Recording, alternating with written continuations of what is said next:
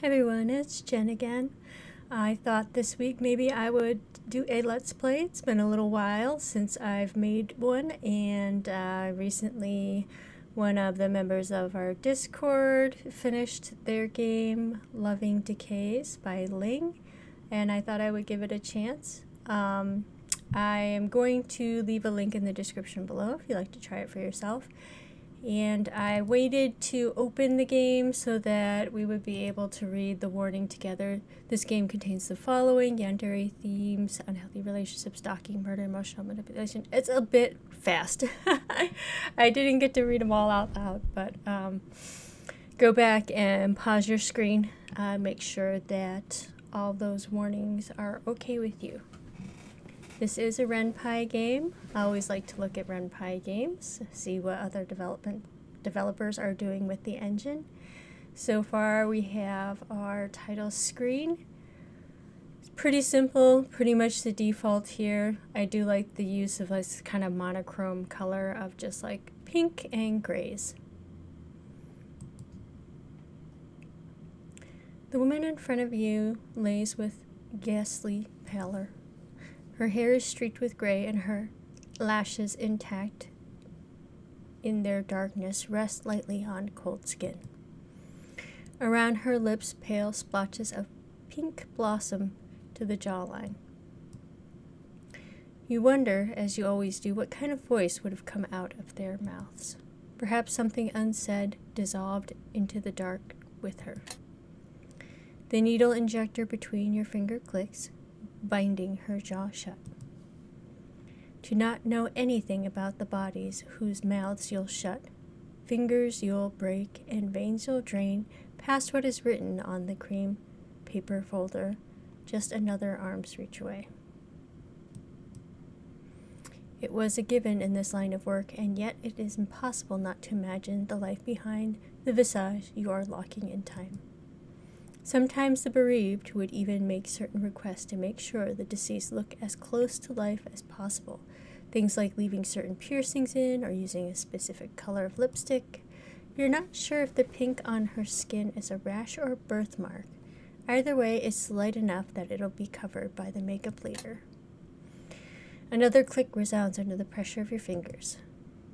In the cold room, perpetually bathed in the sting of formaldehyde, you perform your ritual with mechanical ease. You wonder if anyone would want to preserve you to such a degree should your time come. You give your shiny new work ID card a once-over, your name. We're gonna be uncreative and just call ourselves Jen. The other personal information, you make a mental note not to lose the card again. Ash. How come you get a new card? Lost my entire lanyard a while back. Either the clasp broke off or I accidentally left it somewhere. I feel very called out. I've totally done this. Maybe it got tired of being misplaced and decided to leave home. Can you at least smile? No. A colleague turned good friend of yours, youthful and naturally easygoing. Ash is a breath of fresh air in the funeral home staff. I was just thinking as we were going through that intro, that seemed like pretty morbid, but I was like, oh, are they like a mortician? Are we a mortician? Despite her occasional childishness, she takes her job with surprising sobriety. Bet old Jarrett gave you an earful. You chuckle, carefully pocketing the piece of plastic. Only for 5 minutes. Your record's not broken yet. That's too bad. Oh, by the way, you're done dressing up Miss Jane? Yep, just finished. Have any of her family members responded? Her only child will come for viewing tomorrow. Okay, good. Don't forget to prepare for the viewing, and if anything comes up, just call. Aye, aye, miss. May your endeavors be fruitful. She straightens and salutes, earning a grin from you. See you, Ash. You give her a friendly pat on the shoulder and exit the building. I like the simple style and the expression so far. I like this pink glow here at the bottom too with these grayscale backgrounds. It's a kind of a, what's the word? It kind of goes with the theming of the whole presentation, while I can see it from a creator standpoint being kind of like a efficient way of creating the backgrounds. Afternoon warmth replaced the lobby's air conditioning chill. Starting up a pace, you review the day's tasks in your head. Jane Avery, a wealthy businesswoman from the northern side of the city, recently passed away in the hotel due to natural causes. It was a heart attack. Before her death, she left 2 letters detailing the preferred setting of her funeral arrangements. At dawn, her body came in from the hospital. It was one of her assistants who handed the letters. The first one only having your name on it, the second one having both you and someone you don't know. That's interesting for somebody who's just having a heart attack. Did she have any known conditions that she thought that she might be dying soon? First letter contained a deposit payment and viewing request. She also mentioned people that she would like to have involved in the preparation. Though people might give a false sense of number, she simply requested you as a mortician and a man, a botanical curator from Cullivan Museum of Natural History, as an extra hand. That sounds a bit odd. His name is Xiaoxing Chen. The other person written, I hope I didn't totally botch, I probably botched that. The other person written on the second envelope at the end of the first letter were instructions to open the second one only when you are both present. How patient of me to wait. So you contacted the curator a few hours ago. He responded quite quickly and agreed to meet each day. A strange excitement dwells in the back of your mind. Really? I'm excited. I don't know if excitement's the word. Autopsy. The curator recommended this cafe as a meeting spot. It's situated not far from both the funeral home and your residence, but you never tried it before. You choose a seat for 2 near the windows, basking in the remaining daylight pouring from them. The city, ever busy, shines under it. Take out Jane's second letter and sit it nicely in the middle of the table. Am I getting paid for off-site work? The cafe bell rings throughout the room. You and some other patrons reflectively glance at the entrance. The young man is already looking directly at you. How well coordinated you are, young man. Smiling, he makes a beeline to your table. Right under his right arm is a motorcycle helmet. Under his left is a messenger bag. The keychains on it rattle with each step. Excuse me, are you Jen? Ah, yes, you must be Xiao Zhang? That's me, a pleasure to meet you. He meets your extended hand over the table and takes a seat.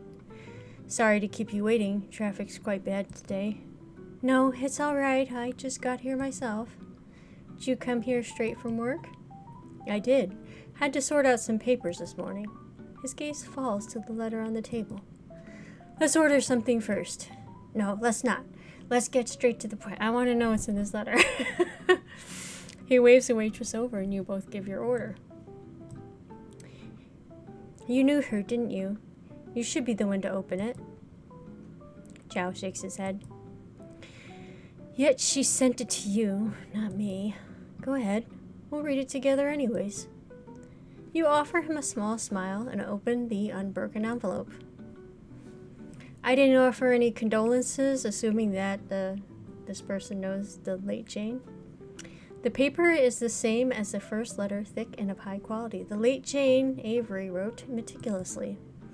You lift the paper in the middle of the table, facing the window so both of you can read at the same time. Her handwriting comes to life in clear, simple cursive. After a minute or so, your eyes meet with his at the same time. The silence is broken when the waitress brings you your orders and both of you let out short thanks. Can I read it again? He takes the letter and scans it again. them occupied, this is the first time you observe his features.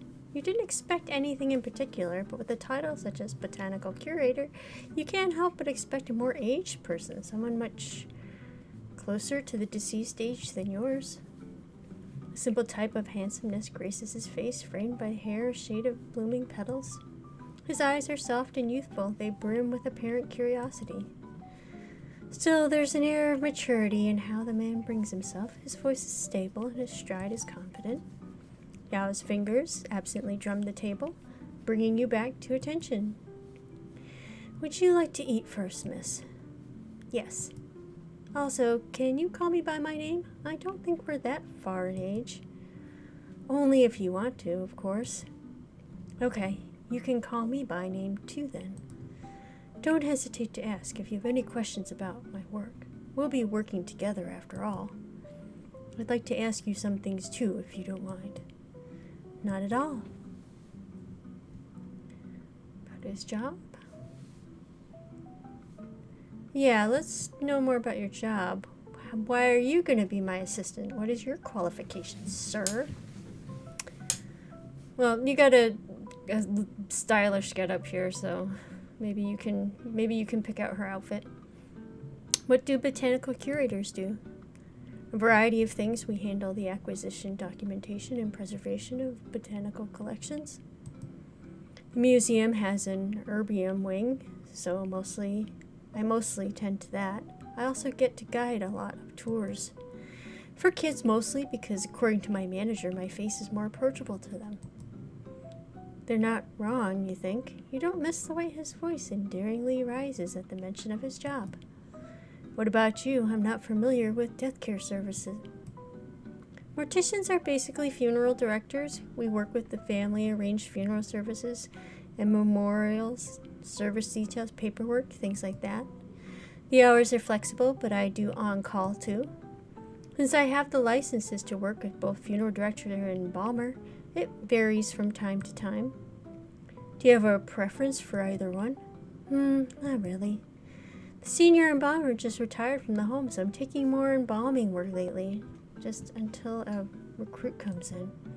I already dressed up Miss Jane this morning, since in the letter she requested a viewing be held. You delivered the last sentence in a gentler tone, unsure of how sensitive sudden mentions of Jane might affect Zhao. He doesn't particularly react, so you continue. But it's good work. I chose this line because I felt a calling to it. What about you, Zhao? What made you choose your job? He suddenly perks up at the sound of his name. I've always had an urge to preserve and understand what I like. Since childhood, I've always had an interest in plants, no matter their kind. That and blood makes me a little squeamish, so I can't study in the field of animals or the human body. If I ever gain an interest in either one, I think I'd like to pick up the necessary knowledge too. It's never too late to learn. I agree.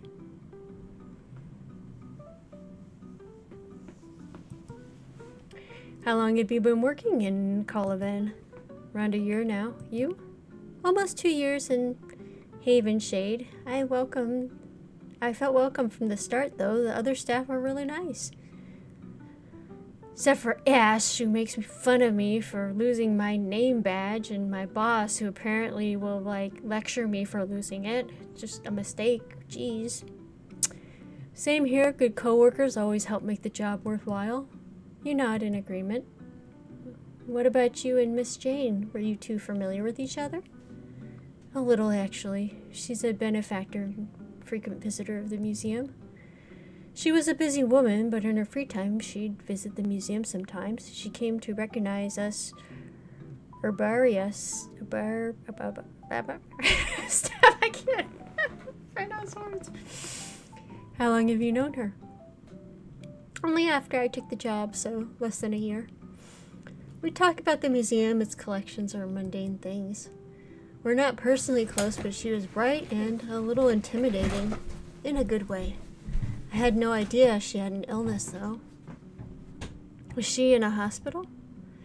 Yes, her body came in from the hospital across the street. Any idea how long she was there? According to her employees, she had stayed in the hospital for a few weeks. Her death was quite sudden, but unsurprising, they said. Okay, so that was one of the things I was asking about in the beginning. Any visitors or family members so far?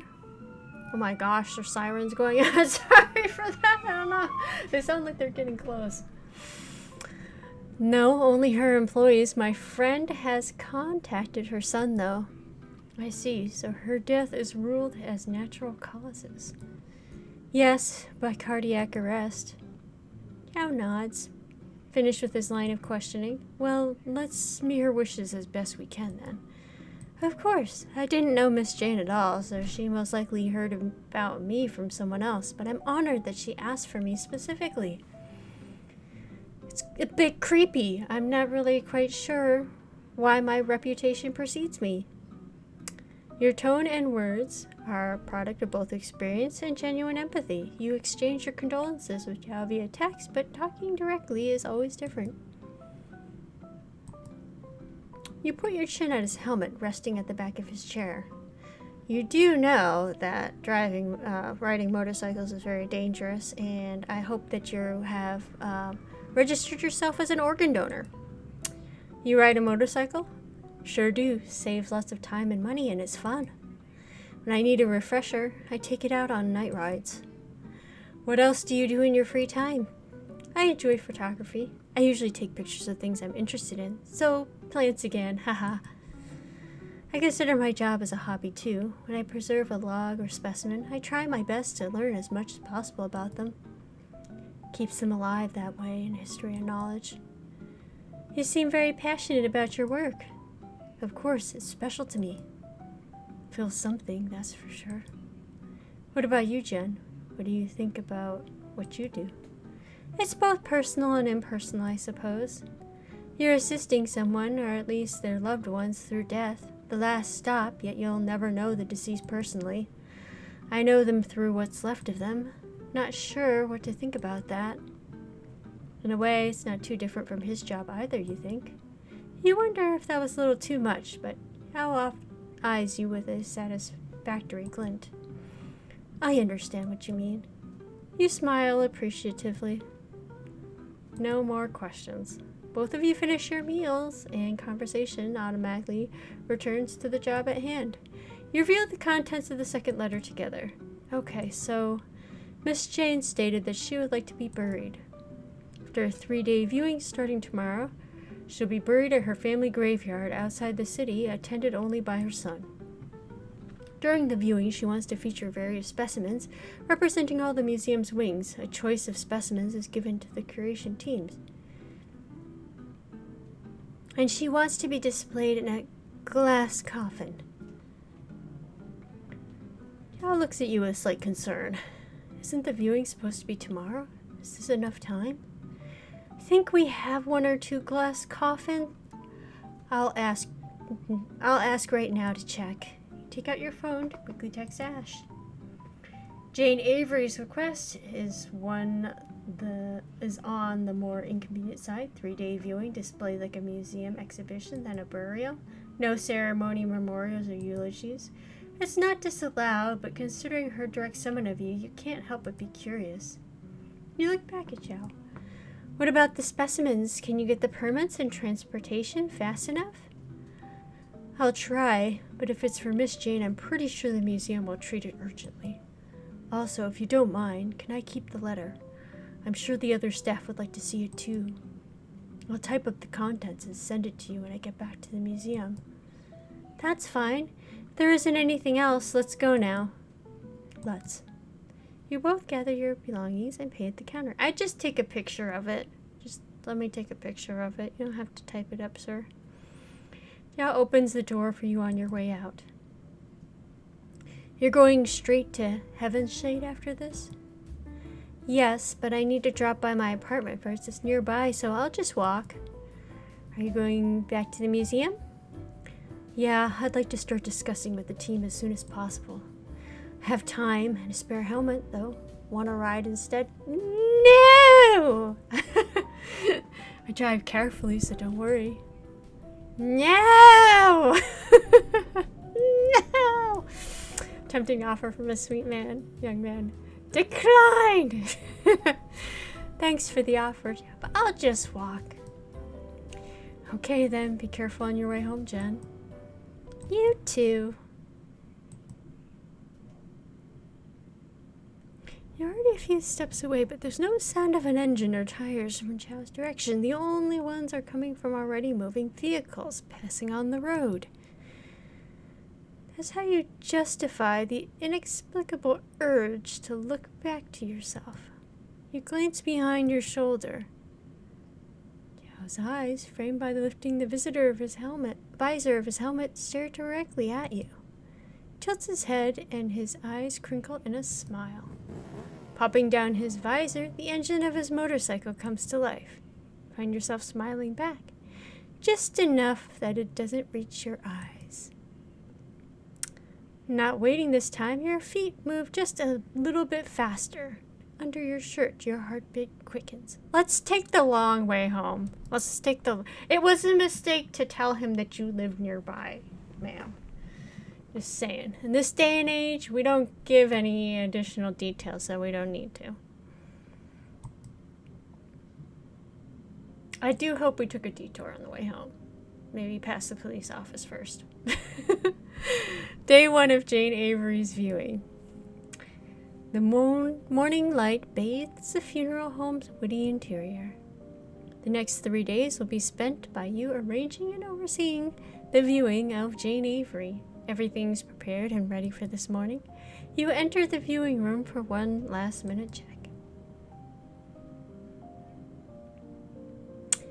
In the center lies Jane's embalmed body. The natural state of her features are sharp and severe, commanding attention even in slumber. You've had more than enough time to survey the woman's face in the morgue, and yet, here, when you've laid her in the glass coffin, one feels compelled to look even longer. She does sound like she has exquisite taste. The room is elegantly decorated and successfully adorned with various displays of plants, both living and preserved, courtesy of the museum. Condolence gifts and flowers line the area, all coming from business partners. You've done this countless times before, but the circumstances of you being requested by name by a stranger gives you heightened sense of attentiveness. Won't be long until guests start coming in. Time to focus.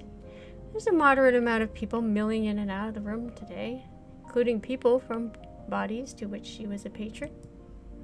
Both higher-ups and staffs from the Cullivan Museum of Natural History will pay their respects to the late woman. Mostly stand by at the landing area between the hall and the viewing room. No sign of the sun yet. Jen? You turn to face a tall man with black hair and a familiar face. Owen? Hey, Owen Weaver, your high school friend.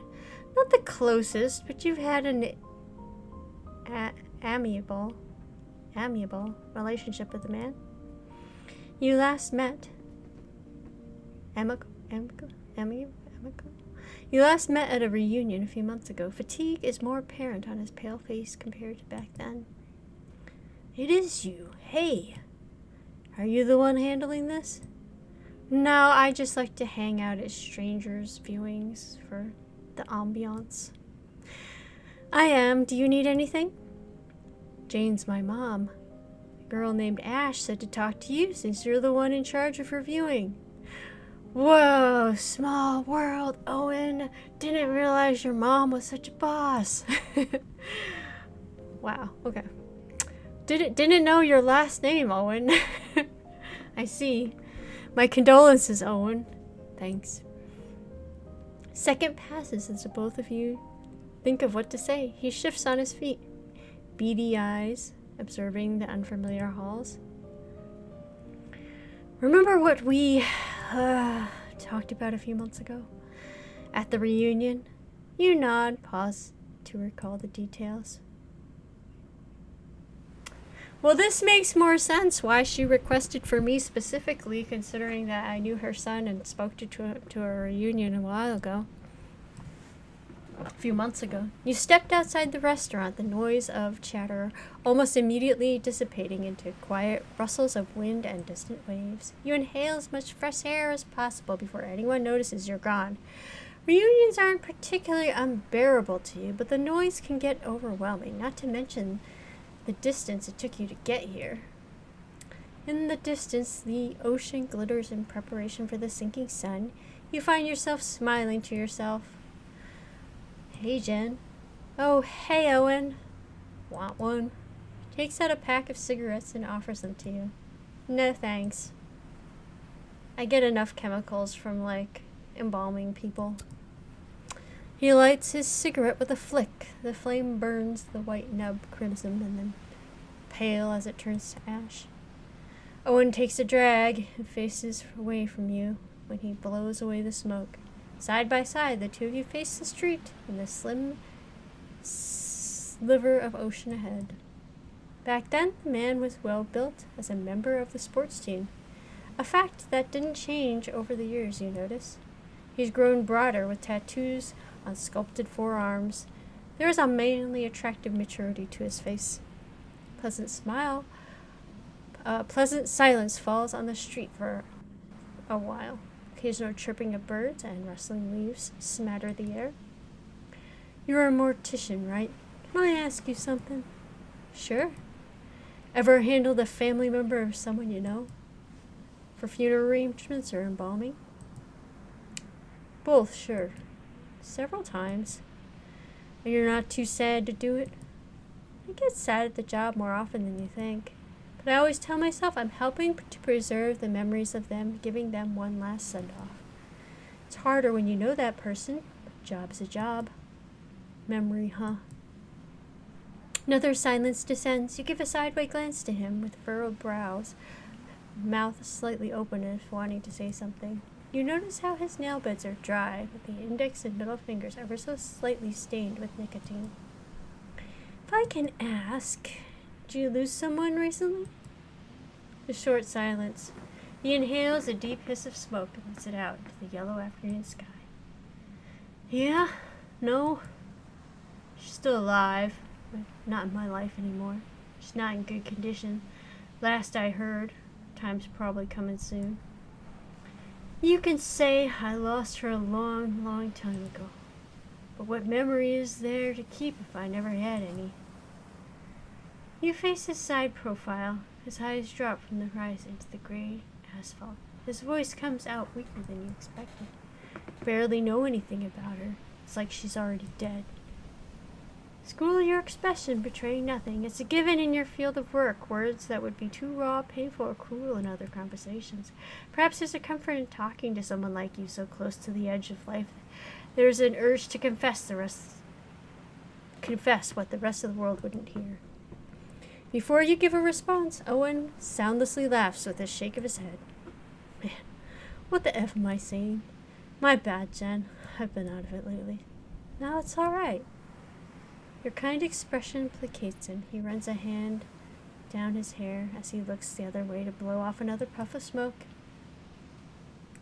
I feel like someone's staring at me whenever I go out. It's getting on my nerves. My money's on it being one of her business partners. Last part felt like it was spoken to himself, so you don't feel the need to pry. Are you all right? Fine. Haha.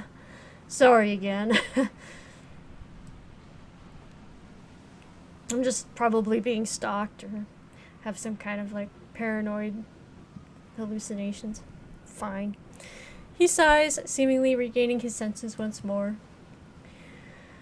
When I lose my mind one day and bite the dust, you have dibs on me, okay? I'm booking you in advance. Okay, sir. That was just going to a reunion. With a grin and something morbid out of his mouth, he looks more like his younger self. A memory of simpler times that led you to this moment. What cig do you want? I'll put one in your pocket. That's allowed? Of course. His broad shoulders shake in silent laughter. You want to commit this moment to memory. You have a feeling it will matter. The light of the setting sun, there is severity in his features. What was the cigarette, sir? God, I hate it when I forget my lanyard. Features that know that you know it. Features that know that you know it. Bear stark resemblance to the late Jane Avery. The same pale skin, sunken eyes, and black hair. Was she the person you mentioned? He said he was her son and he didn't know his mom. Yeah. The one and only. What are the odds? Her office employees knew the news first, not me. He chuckles, but you see the unmistakable emotion behind his eyes. Hurt. Anyway, how long have you been going? How long are you going to be here? All day, until the burial. Okay, me too then. He glances at the other visitors, an awkward look on his face. Clearly he doesn't want to go in yet. You decide to give him a small distraction. How are you? Feeling better than last time? You still being followed by people? Feel like you're being watched? Last time. Owen's brow furrowed to recall. Oh, well, I don't think anyone's creeping on me anymore. Wait, my bad. My bad. No cursing in here. You lightly laugh. Preferably, yeah. You and Owen continue small talk, catching up on things these past few months. Conversation flows naturally, even occasionally bringing up stale, years-old high school drama. You remind yourself to talk to your old friends more. Quick flutter of pink and green catches the corner of your eye. Oh, wait, Owen, you should meet. When you face the corner again, there are no traces of the man. Owen turns his head to look in the same direction. Never mind, he's gone. I'll introduce you two to each other another time. Cool. Once again, he eyes the entrance of the viewing room. Guess I should go. I recognize some of these snobs. You can go ahead. You stay in the landing for a while, greet some guests. Someone requests for a package to be moved in from the lobby to the area, so you head over to the hall once more. Jen.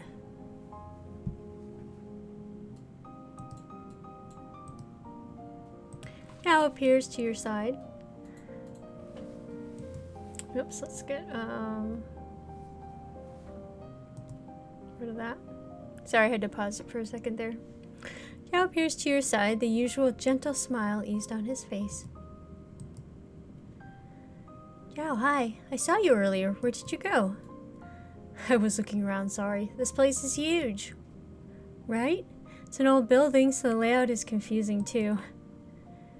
Where are you going? I need to carry a flower stand from the lobby to the viewing room. Can I help? That would be great, thank you. Not a problem, Jen. Does this count as your day off from the museum? They gave me days off for the viewing since my name is on Jane's request list along with you. I'll be helping around, so tell me if there's anything else you need. Thank you, Xiao. You're welcome. Who were you talking to earlier?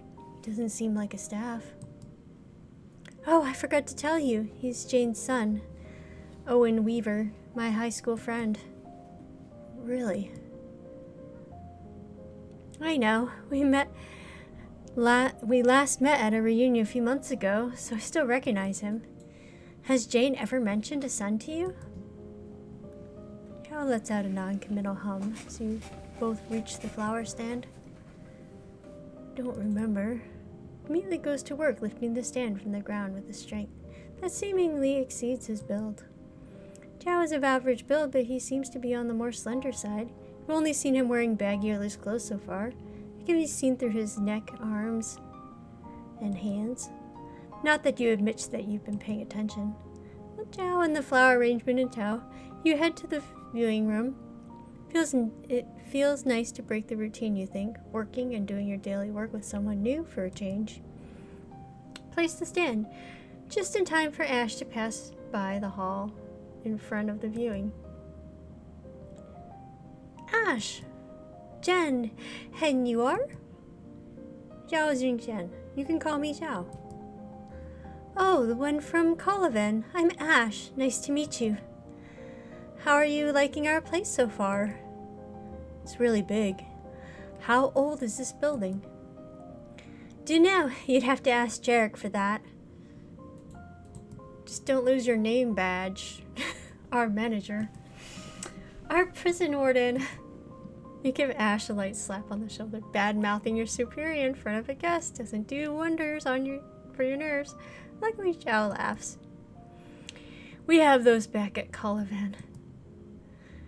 What do you do there? I'm a botanical curator. My job is quite flexible. I'll take on anything in the museum as long as I'm able to. Cool. What about you? Are you a mortician like Jen too? Nope, I work in administration and counseling. Not a fan of the actual embalming, the receiving or refrigerating rooms. As far as I usually go. What type of rooms are there? What type of rooms are there here? Yao refers the question to you, eyes brimming with curiosity. When a body is sent in, it goes to the receiving room, refrigerating room, then the embalming room. Sometimes the latter two are in one space. There's also a prep room for the embalming room, accessible from both the refrigerating room and the hall. The young man is set to a contemplative stare. We make eye contact with Ash, and she makes a teasing raise of an eyebrow. Before you can silently raise yours in inquisition, she claps her hands lightly. Anyways, I should go. See you guys tomorrow. Yeah, see you. Nice meeting you, Ash. She taps your shoulder as she walks by, narrowly missing your swing in return. Zhao laughs at the sight. I'm sorry, she's quite... well... Ha. Don't be. I'm happy to meet your friend. You smile at his enthusiasm. The rest of the day goes smoothly. Visitors clear out, and you wrap up making sure to lock everything in place. As you walk home, you can't help but think of the events of the day. Zhao had to leave earlier in the afternoon due to an urgent delivery in the museum. You didn't miss the way he deflated after the call. He reassured you that he'll be back tomorrow. And there's Owen. What were the odds? Back then, he'd always been the enigmatic type. Not unfriendly, but still difficult to parse. He always felt that something was bearing heavy in his mind. Was it Jane, then? When was the last time you really mingled like your old school days? You had friends, you still do now, yet the weight of adulthood seems to make things more difficult. People used to be more honest, more readable, easier to understand. In a way, that's what you appreciate about the dead. They hide nothing, burying themselves bare in front of the undertaker. Some strange, unacceptable way, you wonder what it feels like.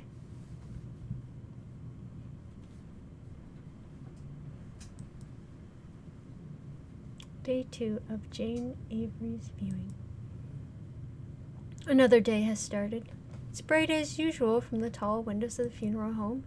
You're getting used to Zhao's presence. He helps you throughout the viewing, even entertaining questions from the guests about the displayed museum pieces. Owen keeps coming in and out with a pained look on his face.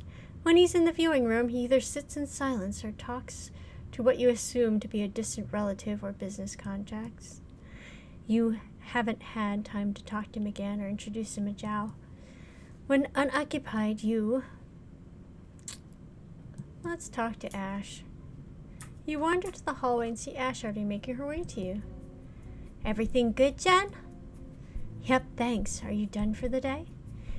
Yeah, I wanted to drop by and see you first. And your friend. She emphasized the last word with a teasing waggle of her brows.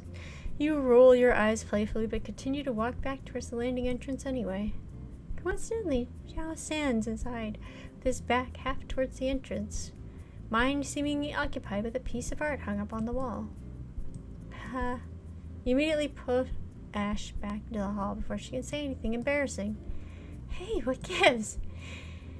You were going to call out to him. No, I wasn't. You were. Yeah, you're right. I think you guys look good together. It's the vibes. What vibes? Dunno, the way he looks at you is kind of cute. He's kind of cute too.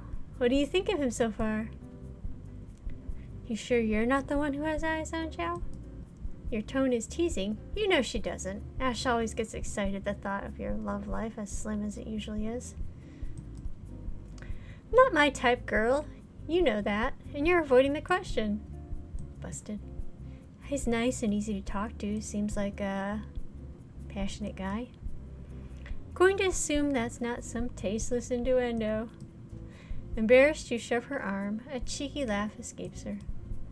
No, I meant about his job. You and Ash chatted for another few minutes before saying goodbye. The afternoon rolls in. You stifle a yawn as you think about the day. There's a pattern. Most of the people who came seem to be business partners and colleagues with some distant families here and there. What life has Jane led? Does she have anyone close in her life? Does she disown Owen? You'll never publicly verbalize these questions, but there's something especially somber about the whole affair. There are many flower stands and condolence gifts from companies and executives, and their presence doesn't cover the lack of intimacy the actual viewing has. Not the first time, but something about Jane Avery and her peculiar situation pulls you in more than the more you think about it. You wonder if there's deeper meaning in why she specifically requested you and Zhao. The enigmatic and rosy botanical curator, you can't put your finger on him yet, but he's a comforting presence so far. It's too soon to jump to conclusions. Fatigue starts to seep into your bones. Tomorrow's the burial, and this is the last night that Jane Avery's body will be above ground. She's an enigma that's been in the back of your mind. You wonder if her secrets will be brought to the ground along with her. You turn off the lights in the viewing room, giving the funeral home security guard a nod before leaving for the night. She's got a spider brooch on her neck. Day 3 of Jane Avery's viewing. Viewing comes to an end after 3 days. The visitors are considerably fewer than on previous days, but they still gather in the same way that gives you an odd feeling in your gut. Time to clear out. These guys are already in front. Is it okay if I just guide them here now? Yes, thanks. I'll be right back. You give a final sweeping look of the room and its lush decorations before they'll be hauled back to the Cullivan Museum of Natural History. Save for the centerpiece, of course, the ever-still body of Jane Avery. Hey, Jen. Owen, where have you been? Smoke break. His gaze is fixed on the glass coffin as he stands in the threshold of the room. There's still time if you want to stay with her. The Cullivan guys will be clearing out the decorations in a minute, but don't mind them. Owen squints, dropping his gaze to the floor below the foot of the coffin instead. I don't know. It's like she's still judging me. Insane how she always looks at me like that. Even back then. You did some masterful work. She looks like she's still sleeping. Thank you. You seem a little triggered, but thanks. Its dark gaze continues to bore into the room, not daring to penetrate it with his presence.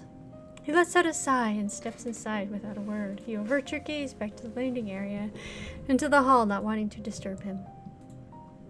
Zhao's crew, museum staff have arrived. He pauses a bit when he sees that Owen is inside, but instructs them to clear out anyways. Strikes you a bit how solemn they look, perhaps out of respect for the home and the situation. It's just you and Zhao again. Both of you stare into the room, framed by the wide open doorways. The staff clears out the exhibits as Owen stands at the side of the coffin with his back to you, far away. Just him? Yeah, just like the letter's request. There are Jane's assistants, I guess, but they're waiting at the lobby. Is the burial right after this? Yes, my friend will be handling it, so we're done after this. I see. Hey. Owen steps out from the room. You notice this would be the first time in 3 days you got to see them talk to each other. He extends a stiff hand, which Zhao calmly grasps back. Owen Weaver. Zhao Jingchen from Cullivan. Nice to finally talk to you. It's a normal handshake. It's The normal time for a handshake has lapsed, but Owen tightens his grip on the shorter man's hand. Say, Xiaoshang, have we met before? Not formally, but I did see you during the viewing. I was there every day. Before that, months ago. Sorry, I don't think so. Yao tries to retract his hand again, harder this time. Be honest. I am being honest. I've never seen you before. You were there, in front of my apartment. I almost hit you, didn't I? What are you talking about? Owen's face contorts in angered confusion. The man drops the grip on the other's hand and steps forward tauntingly. Don't lie to me. You're the one, my mom's hirelings, aren't you? Some of the staff milling in and out of the viewing room start to notice the noise. You have to step in before this escalates.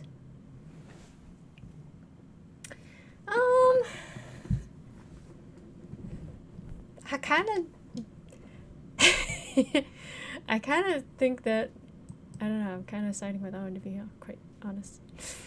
Not just because I know what genre this game is, but like if I was in this situation and this guy was saying that somebody's like been watching him and he recognized this guy, I would be like, that is a little sus.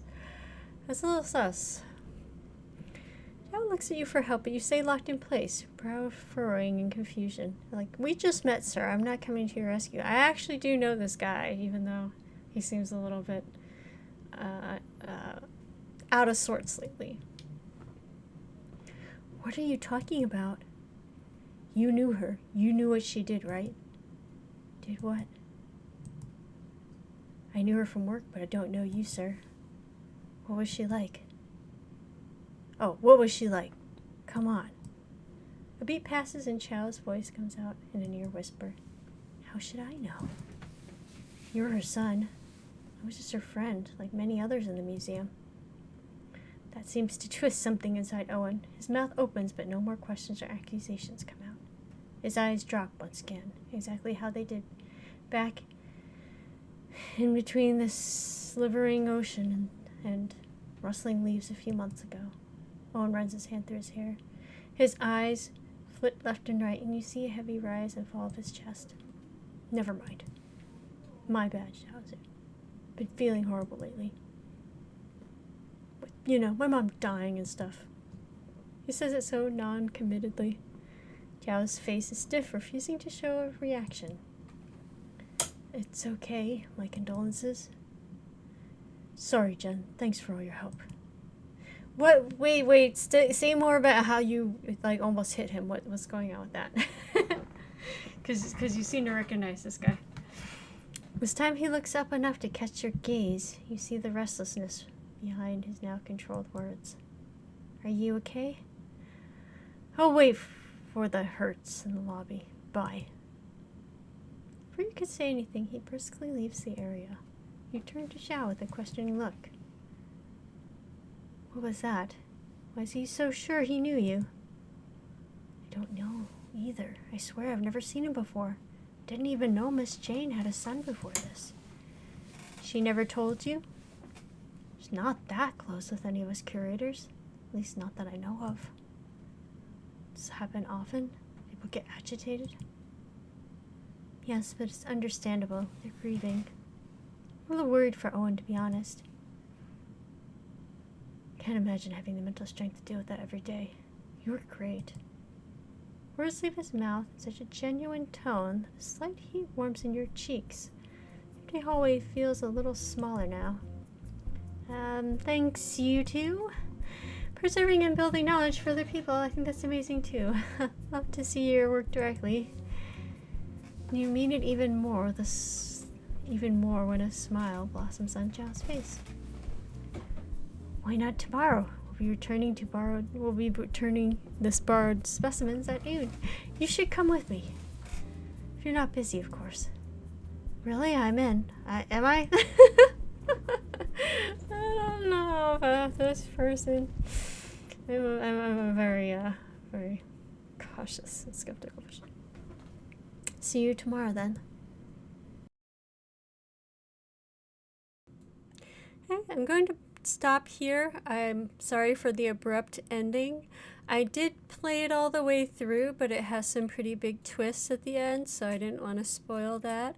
I ended up getting ending 1 out of 4, so it looks like there's some different ways to kind of conclude the story depending on the choices that you picked, so that's nice. And I'll leave a link to the free download from itch.io in the description, so please check it out for yourself, and hope you enjoyed joining me for this playthrough. And as always, if you're working on anything, I hope you're enjoying that process, and have a good week coming up. Take care. Bye-bye.